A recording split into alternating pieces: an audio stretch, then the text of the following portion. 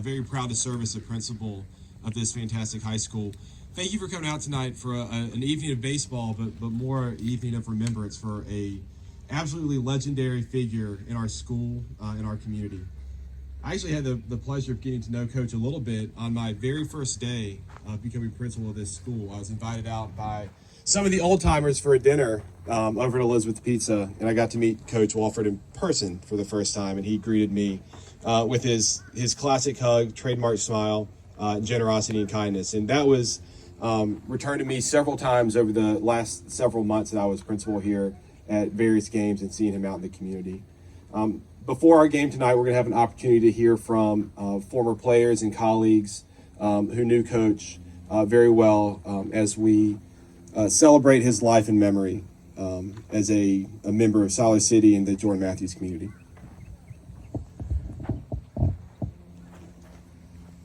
Thank you, Mr. Lolo. I have to go before John Phillips because I can't outdo that show. I want to thank Coach Slaughter and Chatham Charter for joining us this afternoon for this occasion. I thought it was kind of fitting.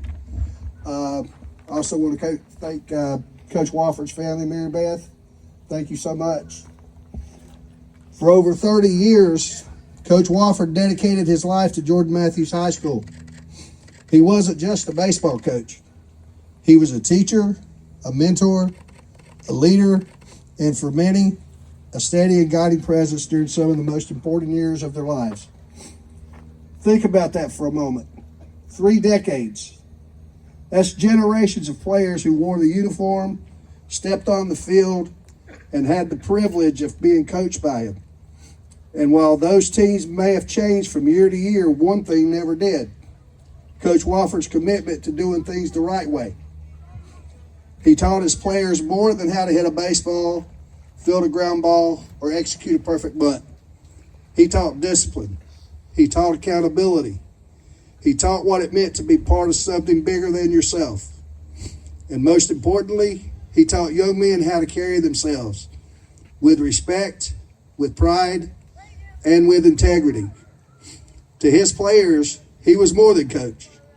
He was someone who believed in them, even when they didn't believe in themselves. He pushed them, challenged them, and held them to a high standard because he knew what they were capable of doing. And his influence didn't stop when the final out was recorded or the season came to an end. The lessons he taught carried far beyond the baseball field, into the classroom, their careers, their families, and the community. Beyond athletics, Coach Warfford was deeply rooted in this community.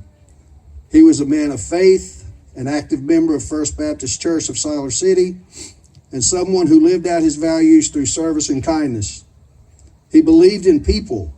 He invested in people.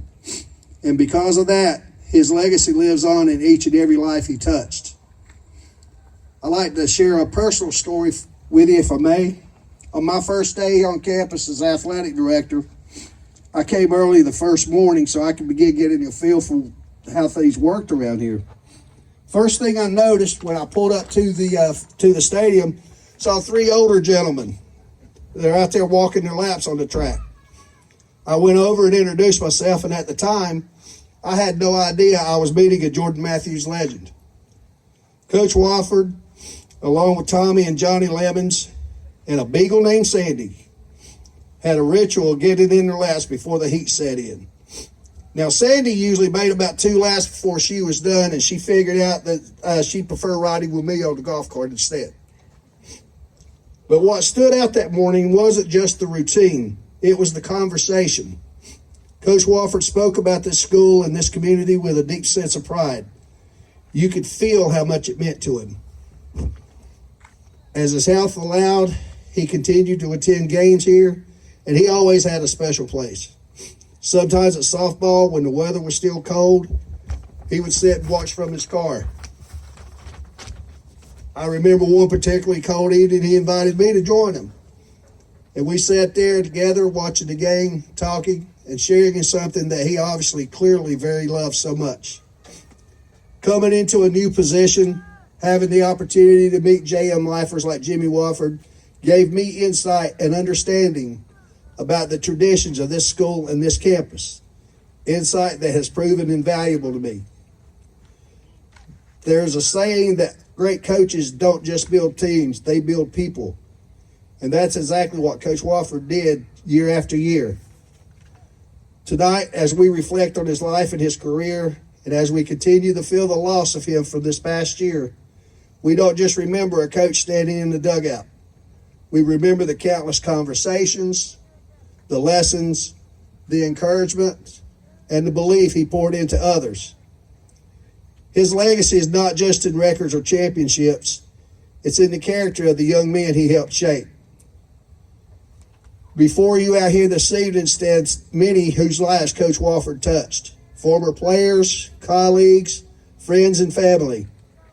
To his family especially, Mary Beth, we extend our deepest gratitude to you for sharing him with this community for so many years. Thank you, Coach Warfford, for your dedication. Thank you for your leadership. Thank you for the lives you changed. Thank you for everything, Coach Warfford. You'll always be a part of Jordan Matthews. Your work here will never be forgotten. At this time, I would like to ask if you would join me in a moment of silence.